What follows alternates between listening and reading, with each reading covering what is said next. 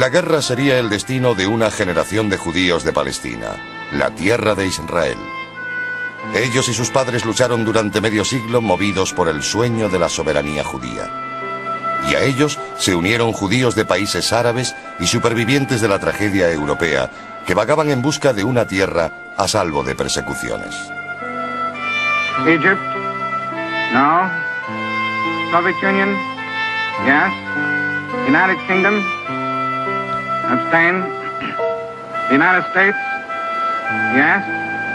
Resolution of the Dutch Committee for Palestine was adopted by 33 votes, 13 against, 10 abstained. Al final de la Segunda Guerra Mundial, los judíos de Palestina estaban decididos a establecer un Estado. La primera manifestación de la soberanía judía en la tierra de Israel en 2000 años. El 29 de noviembre de 1947, las Naciones Unidas votaron para establecer dos Estados, uno judío y otro árabe, en una Palestina dividida. Los árabes juraron resistirse a la creación del Estado judío, incluso con la guerra. Este documental es la historia de esa guerra.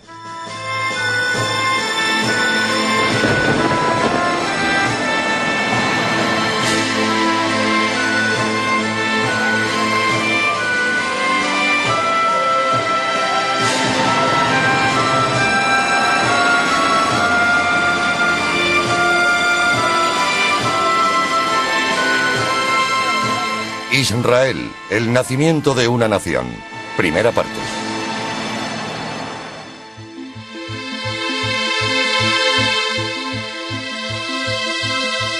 Esta es la tierra de Israel, también llamada Palestina desde la conquista romana 2000 años antes.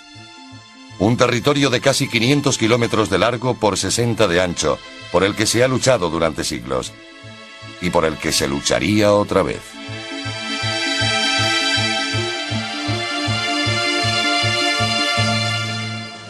La partición daba a los judíos de Palestina un pequeño estado en la tierra de Israel.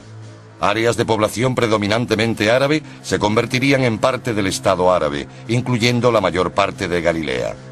Zonas de mayoría judía seguirían siendo judías, incluso el Negev. Jerusalén, en el centro del mapa, sería internacionalizado. Los ingleses habían conquistado Palestina durante la Primera Guerra Mundial y la Sociedad de Naciones había autorizado un mandato británico para gobernar el país. Palestina no parecía un territorio bajo mandato, sino parte del Imperio Británico, un imperio bajo estado de sitio después de la Segunda Guerra Mundial, con los pueblos luchando por su independencia. Los ingleses habían gobernado Palestina durante 30 años. Se establecieron más de 30 fuertes británicos por todo el país para controlar carreteras y cruces estratégicos. Los fuertes se construyeron en 1936 contra la revuelta árabe. En 1948, cuando los británicos preparaban la retirada, fueron escenario de cruentas batallas por su control entre árabes y judíos.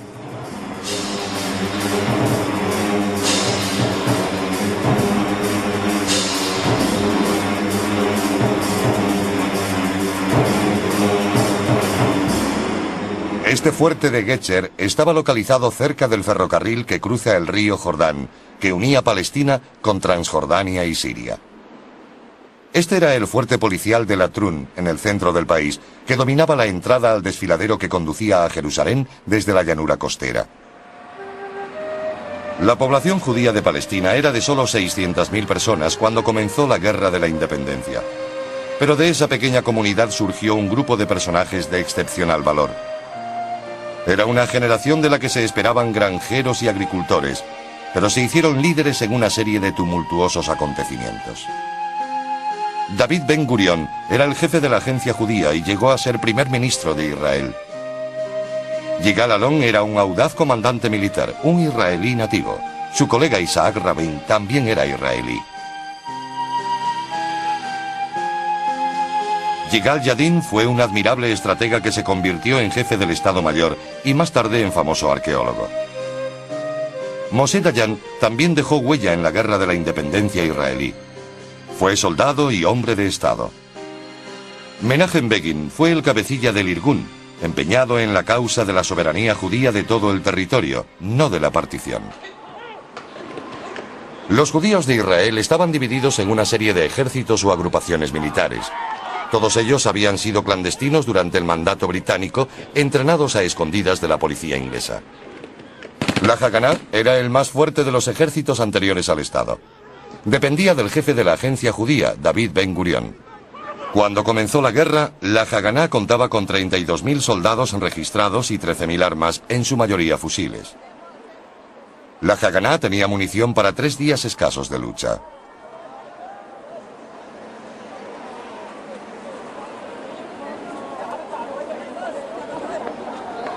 El Palmaj era una unidad de comandos de élite que reclutaba a sus miembros en las cooperativas agrícolas o kibutzim. También era parte de la Haganá, pero tenía un mando semi-independiente.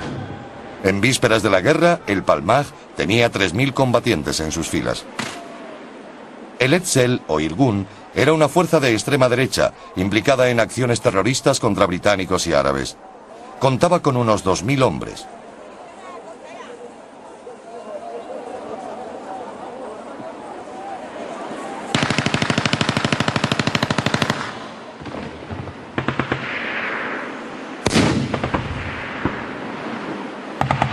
Después de la decisión de las Naciones Unidas de dividir Palestina, el sueño del Estado judío de la tierra de Israel estaba amenazado por la dura realidad de las armas. 3 días después de que francotiradores árabes atacaran un autobús civil en la costa mediterránea matando a 5 judíos, los árabes asaltaron el centro comercial judío en Jerusalén a las afueras de la puerta de la antigua Jaffa, provocando el caos y la destrucción y reduciéndolo a cenizas. No hubo muertos, pero la población judía quedó conmocionada. En Jerusalén, las comunidades árabes y judías estaban a punto de entrar en guerra. Las patrullas británicas pretendían asegurar la paz y el orden. Mientras tanto, los ingleses formulaban planes secretos para su salida del país.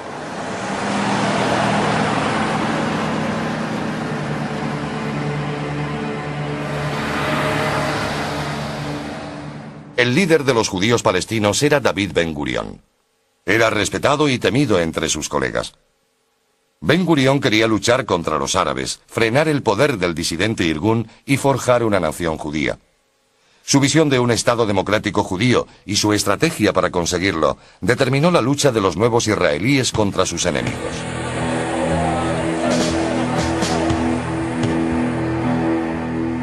Según los patrones militares convencionales, algunas de las decisiones de Ben Gurion resultaron insólitas. Estaba decidido a proteger Jerusalén, símbolo histórico y religioso del Estado y la nación judía, y a hacerlo contra la opinión militar. La ciudad estaba lejos de la llanura costera, sujeta al asedio árabe y muy difícil de defender. Ben Gurion también se había comprometido a defender todos los asentamientos judíos. Al sur de Jerusalén estaba Gush Etzion, un grupo de 4 pequeñas cooperativas agrícolas, o kibutzim, con solo unos cientos de residentes. Gush Etzion estaba fuera de la frontera del Estado judío, en el plan de partición de las Naciones Unidas. A principios de enero, un oficial del Palmaj, Uzi Narkis, se convirtió en comandante de Gush Etzion. Enseguida, cuando vi aquel cerco, comprendí que estaban sentenciados. No había ninguna posibilidad de que sobrevivieran los 4 pequeños kibutzim que ya estaban sitiados.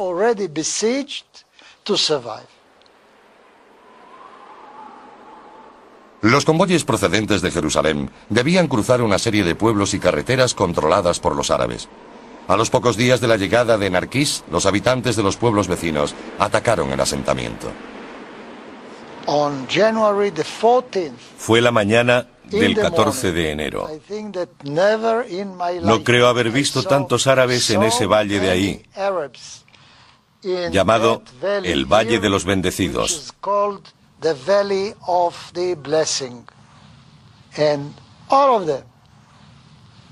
Cientos, miles de ellos se movían lentamente hacia Kfar Etzion. Narkis recibió un mensaje por radio de un kibutz cercano de que los árabes habían parado a desayunar antes del asalto. Esa pausa le dio la oportunidad perfecta y autorizó el ataque. El pelotón del Palmaj les sorprendió en mitad del desayuno. Les rodeó y les atacó. Todos se retiraron. Hubo muchos muertos y heridos. Ese fue realmente el comienzo del ataque. Los soldados judíos estaban escasos de armamento y munición. Narkis solicitó ayuda al centro de mando del Palmaj en el kibutz Ma'ale HaHamisha. Se autorizó una misión especial. El 15 de enero por la noche, 35 hombres, incluyendo muchos estudiantes de la Universidad Hebrea, se dirigieron a pie por las colinas para llevar refuerzos a los defensores de Etzion. No tenían radio. Un árabe con el que se encontraron les indicó mal y movilizó a los lugareños contra ellos. Murieron los 35.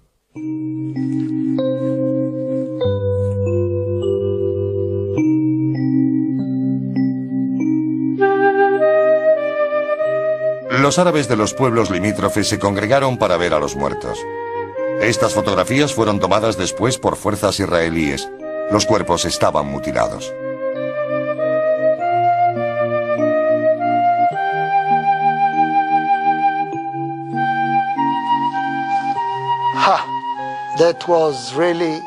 Fue muy duro.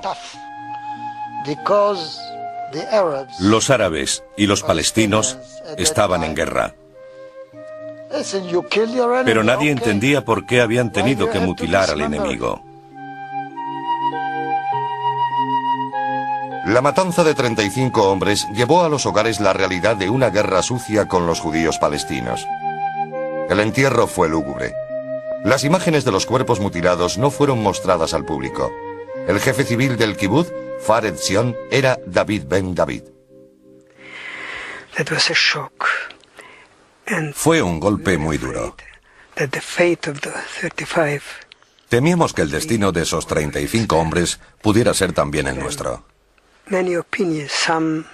Había muchas opiniones. Algunos eran fuertes, otros no lo éramos tanto. Pero tuvimos la sensación de que nos esperaba un destino muy duro.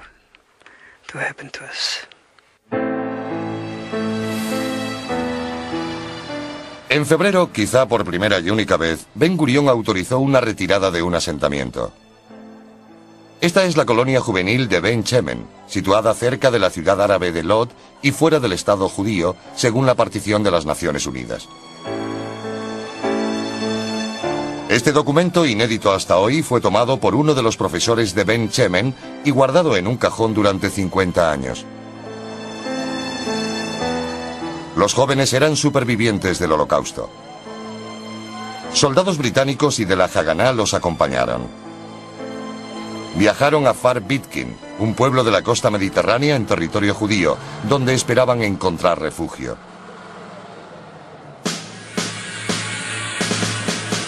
La batalla también se desarrollaba al norte del país. Las ciudades septentrionales estaban mezcladas, incluyendo judíos y árabes.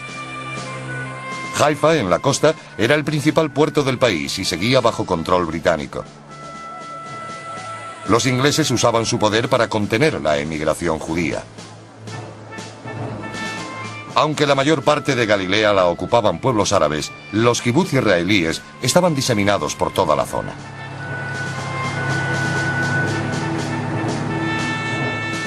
Un ejército de liberación árabe operaba con el respaldo del ejército sirio. Controlaba las llanuras del norte. El 16 de febrero atacaron Kiryat Zevi, un kibutz religioso en el valle del Jordán. Los judíos sofocaron el ataque. Murieron un judío y 40 árabes. Para guardar las apariencias, los árabes reivindicaron la victoria alegando haber matado a 300 judíos.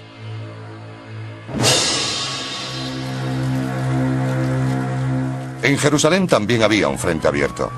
El 22 de febrero hubo una gran explosión en la calle Ben Yehuda.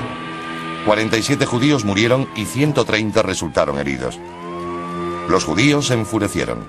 Sospechaban la implicación de desertores del ejército británico que ayudaban a los árabes a colocar bombas.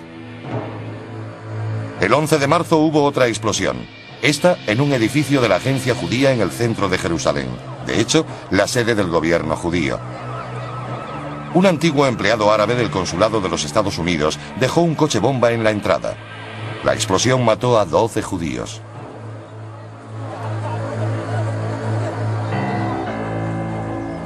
Los pueblos árabes que rodeaban Jerusalén suponían un cerco sobre la ciudad, aislándola de la costa.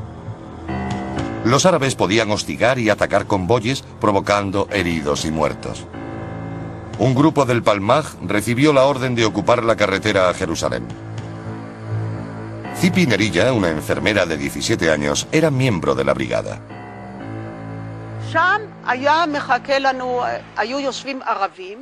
Los árabes esperaron allí, en esa colina de abetos. Habían informado a los pueblos de la zona de nuestra llegada, entre ellos a Bet Mahsur, a Saris y a otros pueblos árabes. Esperaron arriba hasta que aparecimos. Entonces bajaron hasta la carretera, disparando a los neumáticos. Se convirtió en un combate cuerpo a cuerpo, porque caían sobre nuestros convoyes. Cada intento era una aventura desesperada. Detuvieron a unos cuantos convoyes, saqueándolos y matando a sus ocupantes. Murieron muchos judíos. Algunos lograron pasar. El mito y la leyenda crecieron mientras se intensificaba la batalla. Un joven poeta escribió: los convoyes atraviesan la ciudad. Nuestros muertos se apilan a ambos lados de la carretera. El esqueleto de hierro está tan mudo como mi amigo Bab el-Wad. Recordad siempre nuestros nombres. Bab el-Wad, en la carretera a la ciudad.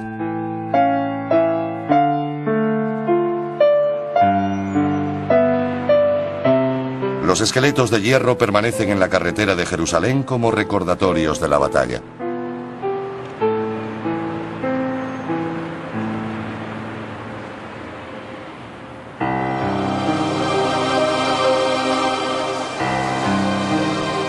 Después de la Segunda Guerra Mundial, los judíos europeos habían intentado desesperadamente entrar en Palestina, pero se veían bloqueados por las restricciones británicas. Muchos de esos judíos eran supervivientes del Holocausto. No soñaban solo con un refugio en Israel, sino con una vida a salvo en un Estado judío. La vigilancia británica de la costa palestina era constante. Aunque los ingleses consiguieron entorpecer el paso a los judíos, provocaron en los refugiados una mayor determinación por alcanzar la tierra que consideraban su hogar. El barco de la Haganá, una Fraid, sin temor, fue uno de los que detuvieron. Sus pasajeros fueron enviados a campos de detención en la isla de Chipre, a 300 kilómetros de distancia. Sin embargo, algunos judíos europeos ya habían logrado burlar la vigilancia británica. Entre ellos estaba uno de los pocos que sabían cómo disparar una ametralladora. Un superviviente del Holocausto, partisano en los bosques de Polonia, que después había entrenado a otros en el campo de desplazados de Bergen-Belsen. Su nombre, Menahem Ullman. Decidí venir aquí para crear un país, para casarme y criar a mis hijos. Un país para mí y para todos los descendientes de los muertos en el Holocausto europeo. Esta batalla iba a ser como la del gueto de Varsovia. No había posibilidad de huir, pero teníamos que luchar.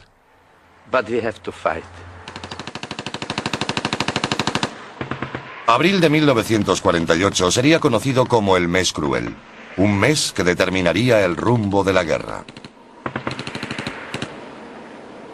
Dentro de Jerusalén se luchaba por el control de cada barrio. Había victorias judías, pero también muchas bajas. Se estrechaba el cerco árabe a Jerusalén. Los judíos de la ciudad apenas tenían algo para comer o beber. Cada gota de agua era un bien preciado. Se estimó que solo había alimentos para 2 semanas.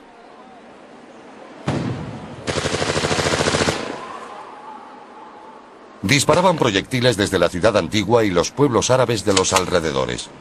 Habían ocupado zonas judías, pero no había contigüidad territorial, dificultando así la defensa. El barrio hebreo de la ciudad antigua, poblado en su mayoría por judíos, se reforzó con hombres de la Haganá y el Palmaj.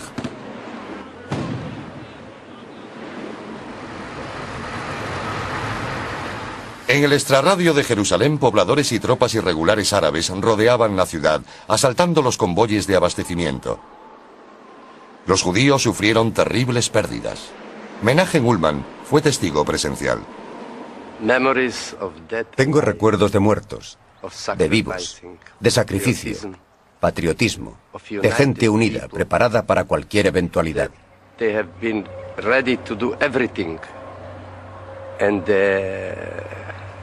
El nombre de la acción era Muerte o Victoria.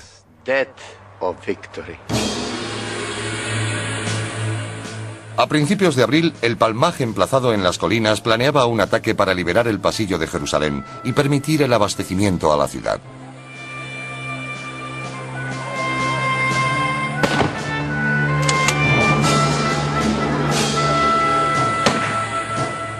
Estas secuencias muestran a los soldados árabes preparándose para la batalla en una de las colinas. El cámara los acompaña en su ataque. Practican la toma de un asentamiento judío cercano a Jerusalén. Todos los pueblos que la rodeaban eran cruciales para el control de la ciudad.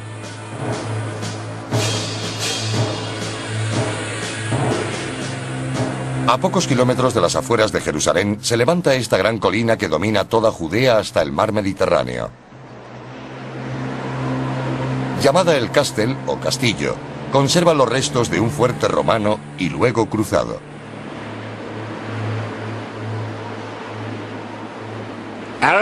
El control árabe de esta colina aisló el Jerusalén judío de la costa. El 3 de abril, fuerzas judías tomaron la colina. Pero tras 6 días de combate, fueron rechazados. Su última orden fue una advertencia. Todos los soldados deben replegarse. Todos los comandantes cubrirán su retirada. La tarde del 8 de abril, los judíos mantenían la colina, aunque miles de árabes irregulares estaban cada vez más cerca. Uno de los jefes de pelotón del Castel era Menachem Ullman.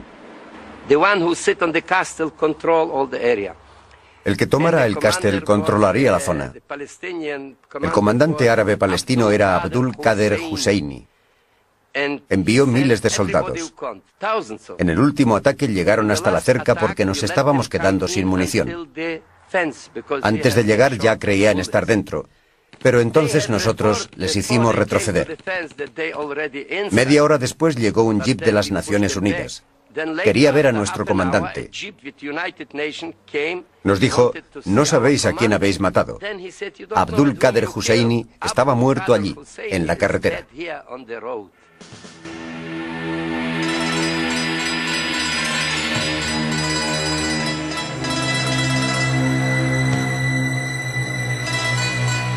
Al día siguiente ofició un masivo funeral por Husseini en Jerusalén, en el Monte del Templo, zona llamada por los árabes Haram el-Sharif, el noble santuario.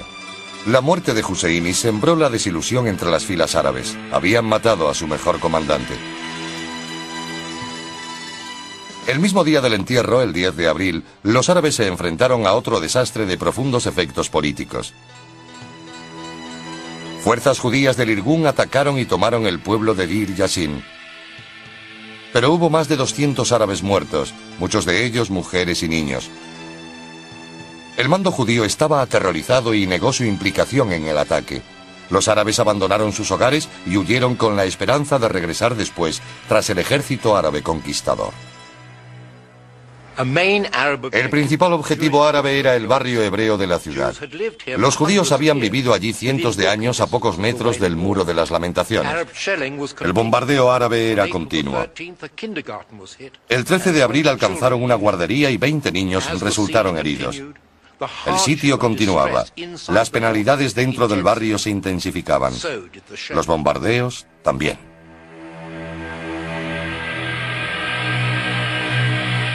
El hospital Hadassah en el monte Scopus, junto al Monte de los Olivos y la Universidad Hebrea, estaba conectado con el resto del Jerusalén judío por una estrecha carretera que cruzaba el barrio árabe. Hadassah era el principal hospital judío de Jerusalén. Amparado por una organización de mujeres americanas, atendía tanto a judíos como árabes, pero no había inmunidad para la violencia.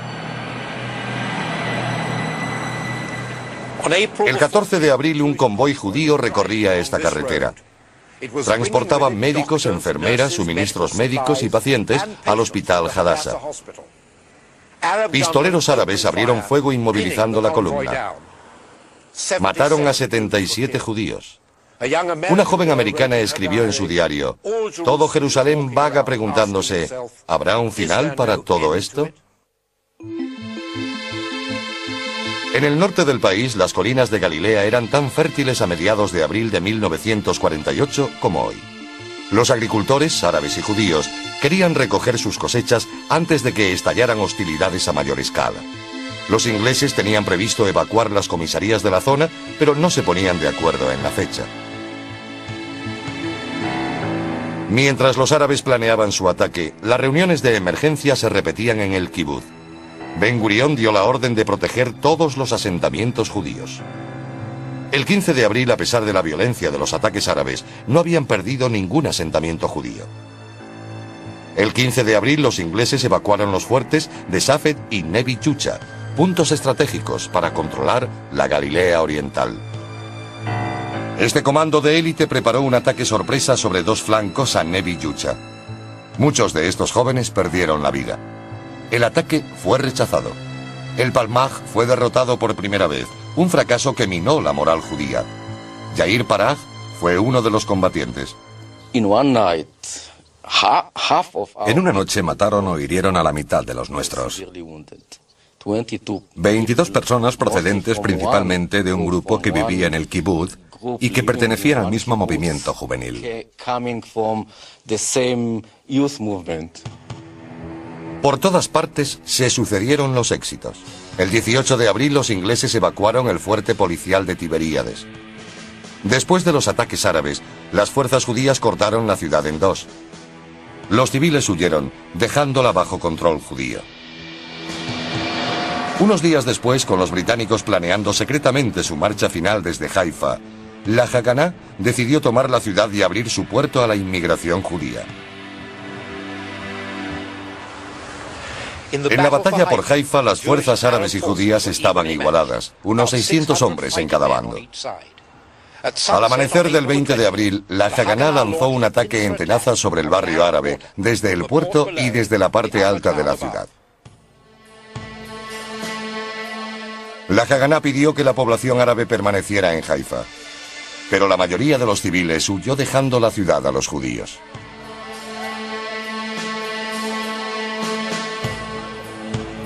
La lucha fue encarnizada. Las fuerzas judías lograron un sorprendente triunfo. Hubo muertos en ambos bandos.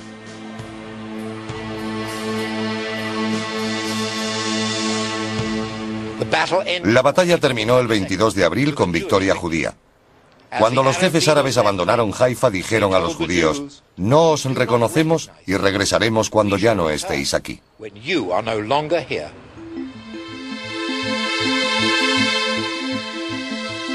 El 24 de abril, los ingleses evacuaban la comisaría de Semach en el extremo meridional del mar de Galilea. Los judíos se hicieron con ella. Unos días después, a escasos kilómetros al sur, el escenario de la batalla sería el fuerte policial cerca del kibutz Getcher.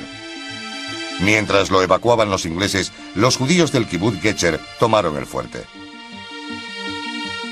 Getcher significa puente, y 3 puentes cruzaban el río Jordán, uno de ellos de la época romana. El ferrocarril Haifa-Damasco cruzaba el puente turco. La estación de ferrocarril cercana y los puentes eran puntos estratégicos que controlaban el cruce entre Transjordania y Palestina.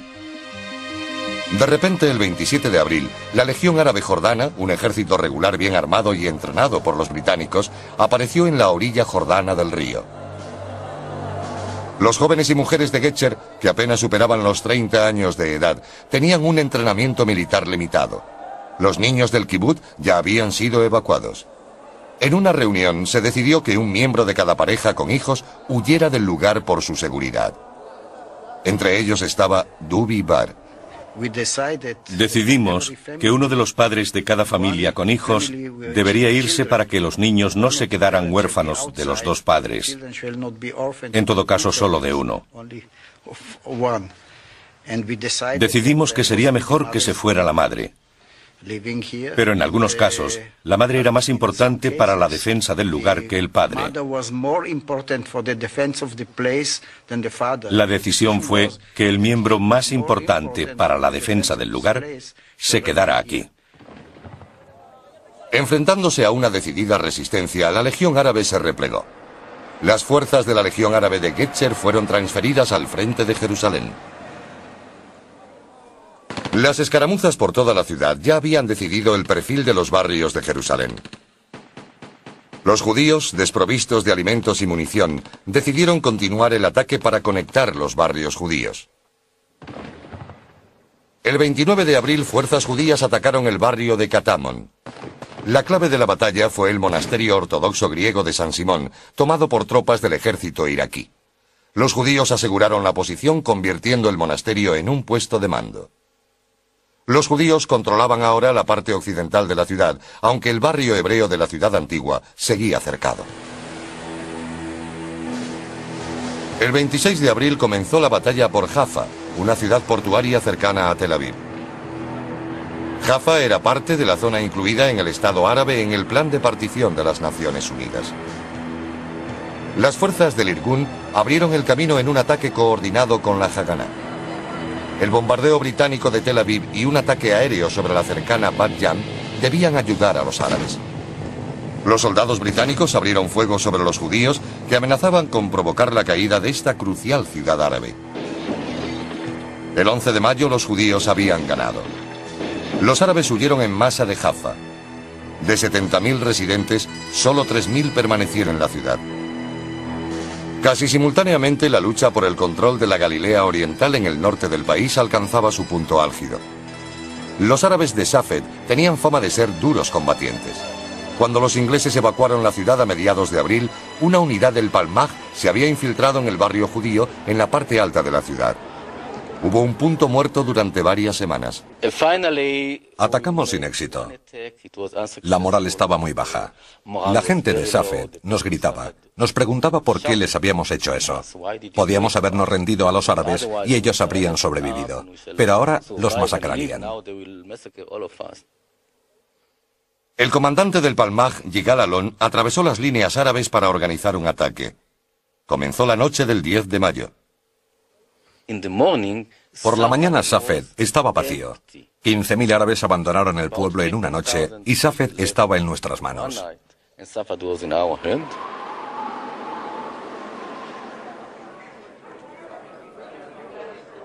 En Tel Aviv, los dirigentes judíos estaban cada vez más decididos a declarar un Estado. Temían una invasión del ejército regular árabe. Había una posibilidad para detener la masacre: convencer al rey de Transjordania, Abdullah, para que se retirara de la coalición de ejércitos árabes. Ben Gurión designó a Golda Meir como emisaria secreta. Se infiltró con un pequeño grupo a través de territorio controlado por árabes. Hicieron muchos esfuerzos de última hora para evitar la guerra. El 10 de mayo Golda Meir llegó al río Jordán y, disfrazada de árabe, cruzó el río para reunirse con el rey Abdullah en su palacio de verano de Chunek. El rey dijo que no habría guerra si los judíos accedían a no declarar el Estado y detenían toda futura inmigración judía. Era inaceptable. Decenas de miles de supervivientes del Holocausto esperaban entrar en Palestina. Si su majestad quiere la guerra, dijo Golda Meir, habrá guerra. Y añadió, quizá volvamos a encontrarnos pronto, después del establecimiento del Estado. A punto de declararse el Estado, los árabes reanudaron los ataques sobre el aislado kibutz judío de Faret Zion, al sur de Jerusalén. Los heridos fueron trasladados al kibutz vecino. Árabes irregulares entraron en el Faret Zion y aniquilaron a todo el que encontraron. Poco después, la Legión Árabe de Transjordania expulsó a los irregulares y tomó los asentamientos judíos vecinos. Cuando se creó el Estado judío, nosotros fuimos los últimos en salir del kibutz de Gush Etzion y nos hicieron prisioneros de guerra.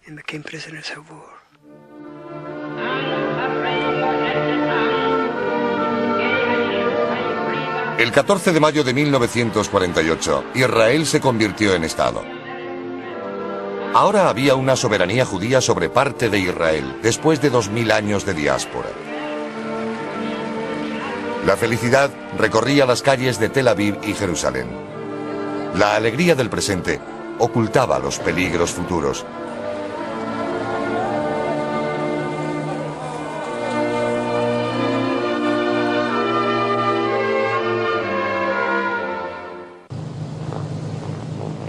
El 15 de mayo, aviones egipcios atacaban Tel Aviv. Los daños ocasionados el primer día de guerra total fueron considerables. Un Spitfire fue derribado. Los árabes habían demostrado que sus cazas podían llegar a los centros de población judíos. La opinión militar fue unánime. El Estado no sobreviviría. El mariscal Montgomery, que había mandado a los victoriosos ejércitos aliados en el norte de África y Europa, dijo que el Estado de Israel sería derrotado en 2 semanas. Los árabes amenazaban a Israel por todos los frentes. Al sur, el ejército egipcio preparaba un ataque a gran escala sobre Tel Aviv y Jerusalén. En el centro, la Legión Árabe Jordana ya estaba en Jerusalén y reforzaba sus tropas. El ejército iraquí se unió a la contienda. Al norte, los ejércitos sirio y libanés se preparaban para la invasión. El 15 de mayo, los sirios se prepararon para el ataque en el extremo meridional del mar de Galilea. Avanzaron durante la noche. Los 2 asentamientos judíos más cercanos habían sido evacuados. En Semach, 42 judíos defendían la antigua fortaleza británica. Lucharon durante 2 días hasta que murieron. En Tel Aviv, David Ben Gurión ordenó a Moshe Dayan dirigirse al norte con estas palabras: protege los asentamientos del Valle del Jordán.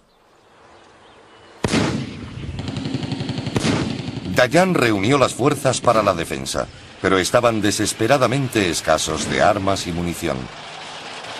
A las 4:30 de la madrugada del 20 de mayo, el ejército sirio atacó de Ganya con tanques y lanzallamas.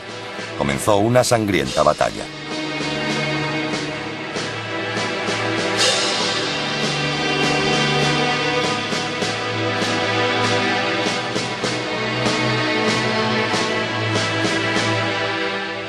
Los sirios estaban a punto de vencer cuando, a mediodía, 2 piezas de artillería israelí que acababan de llegar al puerto de Tel Aviv abrieron fuego. El efecto fue inmediato tanto física como psicológicamente. Los sirios se retiraron. De Ganya se había salvado. Un sentimiento de alivio recorrió el nuevo estado. Los ejércitos regulares árabes podían ser derrotados. Israel podía sobrevivir. Las piezas de artillería eran de fabricación francesa. El mando septentrional del Haganá solo tenía 2 y demostraron ser de un gran valor.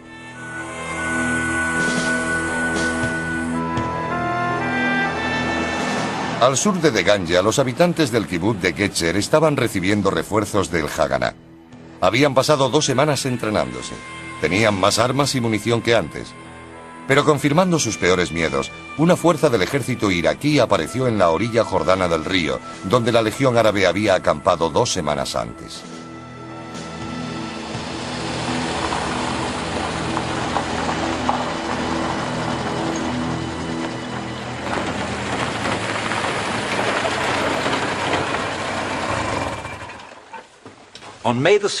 El 16 de mayo los iraquíes volaron la puerta y un vehículo armado entró en el centro del fuerte. Fue rápidamente destruido por los israelíes. El fuerte de Getzer estuvo sitiado durante 7 días. Los habitantes de los kibutz y los soldados israelíes aguantaron contra todo pronóstico. El 7º día, las 2 piezas de artillería israelí que había defendido con éxito de Ganya llegaban al sur. Abrieron fuego y los iraquíes huyeron. Al sur del país, en el desierto del Negev, los israelíes tenían varios asentamientos. Mantener el suministro de agua era crucial. Los egipcios esperaban escasa oposición de las fuerzas israelíes. El ejército egipcio decidió hacer un ataque masivo sobre 2 flancos para cortar el país en 2. Una fuerza avanzaría por las montañas de Judea para tomar Jerusalén desde el sur, privando al rey Abdulá de Jordania del control exclusivo de la ciudad. La fuerza principal avanzaría a lo largo de la costa hacia Tel Aviv.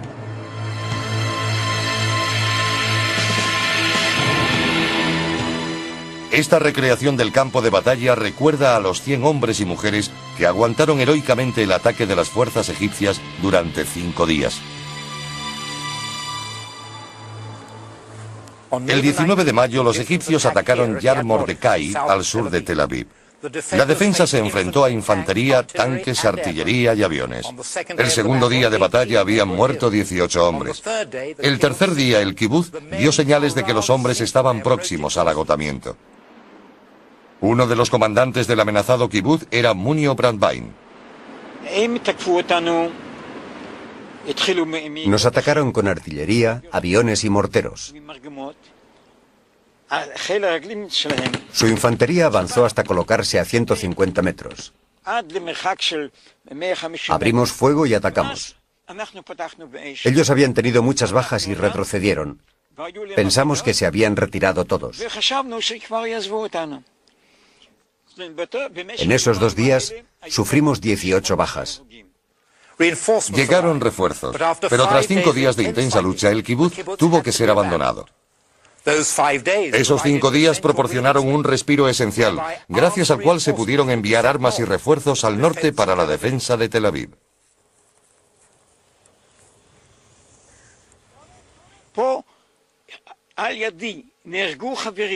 Murieron amigos, gente con la que había crecido, a la que conocía desde mi juventud. Sus hijos y mis hijos habían jugado en la misma habitación. Era un problema espiritual. ¿Cómo podíamos soportar lo que estaba ocurriendo? Pero preferí calmarme, tenerlo todo bajo control porque había que actuar contra el invasor.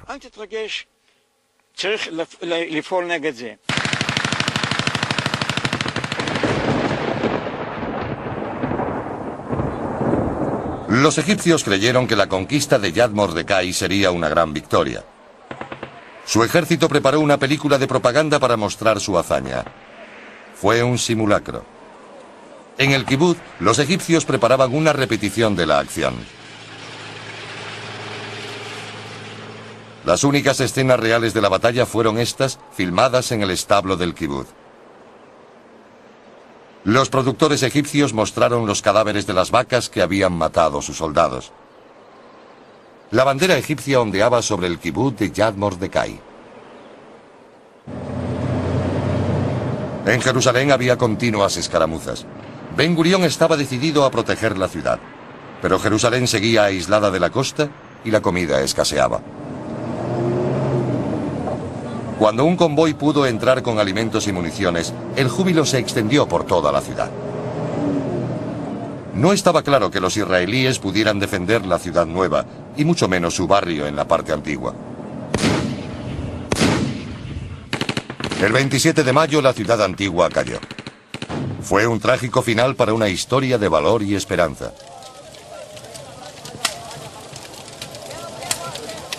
La Legión Árabe liberó a mujeres y niños que pudieron continuar hasta el oeste de Jerusalén. Se quedaron con los hombres como prisioneros de guerra.